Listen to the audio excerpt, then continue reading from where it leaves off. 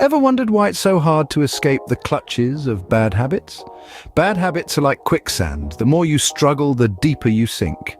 They're a part of our everyday life, as familiar as morning coffee or the drive to work. These habits, whether it's excessive snacking, procrastination, or constantly checking your phone, are hardwired into our routines. Imagine, if you will, bad habits as a comfortable bed on a cold morning. They provide warmth, familiarity, and, in a strange way, a sense of security.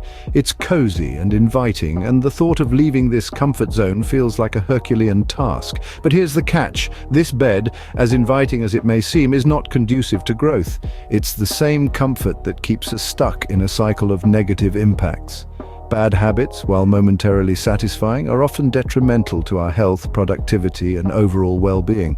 They are the silent killers of time and potential.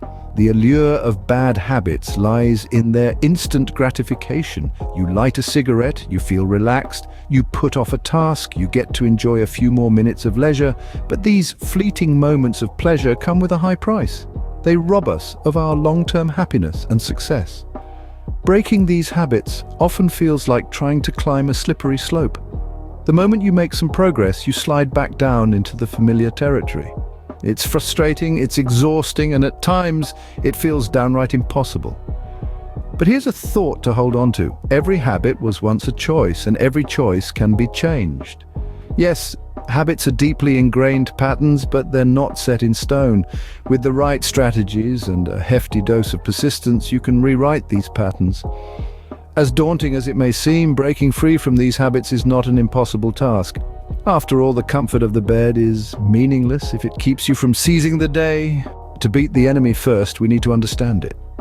So let's take a closer look at the science behind habits.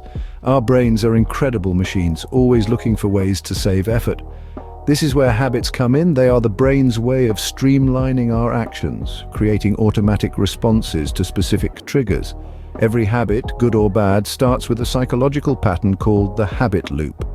This loop consists of three parts: a cue, a routine, and a reward. Imagine you're walking past a bakery. The smell of fresh bread, that's your cue, wafts out, your mouth waters, and you go in and buy a loaf, that's your routine. After eating a slice, you feel satisfied, that's your reward. Over time, this loop becomes so ingrained in your brain that it becomes automatic. The smell of fresh bread alone is enough to make you reach for your wallet. But not all habits are as delightful as enjoying a slice of warm bread. Some, like smoking or procrastinating, can have negative impacts on our lives. So why are these bad habits so hard to break? Well, the problem lies in the reward part of the loop. Our brains release a chemical called dopamine when we do something pleasurable. Dopamine is like a pat on the back, telling our brains, "Good job, do that again." The issue is, our brains can't distinguish between good and bad habits. They just know that a certain action leads to a dopamine release. So even when we know a habit is bad for us, our brains keep craving that dopamine hit. This is why breaking bad habits can feel like an uphill battle. But don't despair. Understanding the habit loop is the first step towards breaking it. By identifying the cues and rewards that drive your habits, you can start to change your routines and form healthier ones. Now that we know why habits are so sticky, let's explore how to unstuck them. Breaking a bad habit isn't about stopping, but about substituting. Picture this. You're trying to quit eating junk food. If you tell yourself no more chips, your mind is still fixated on chips. But if you tell yourself, I'll have an apple instead, you've now replaced a bad habit with a healthier alternative. You're not depriving yourself, you're substituting. Let's move to another strategy, setting clear goals. Goals are like the North Star, guiding you in the right direction. Let's say you want to stop procrastinating. A clear goal could be, I'll dedicate the first half hour of my day to tackling my most important task. You've not only set a goal, but you've also defined a specific action tied to a time.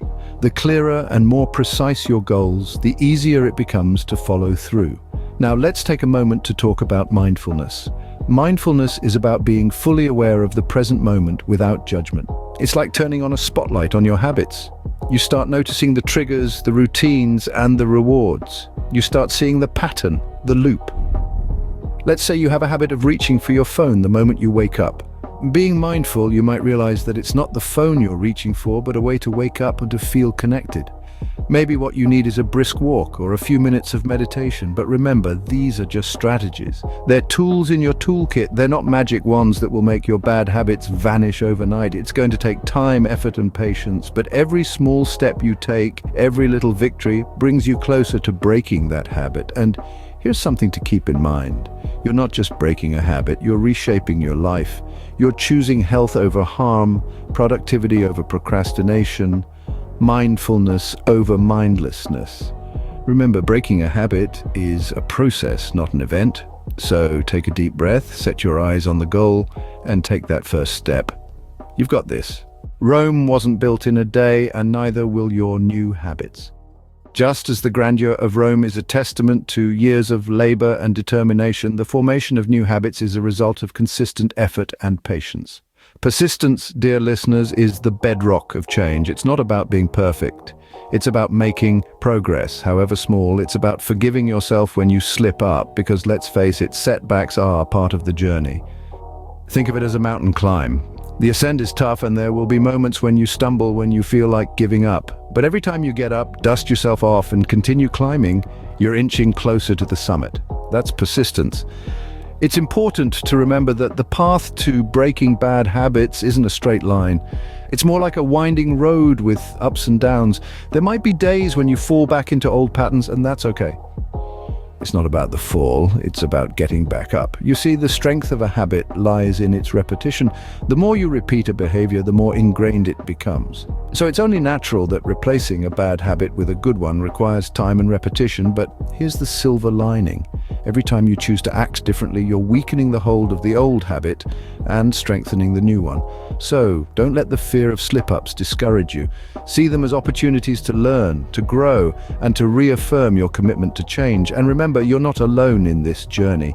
Reach out to supportive friends, family, or join a community of people who are on a similar path.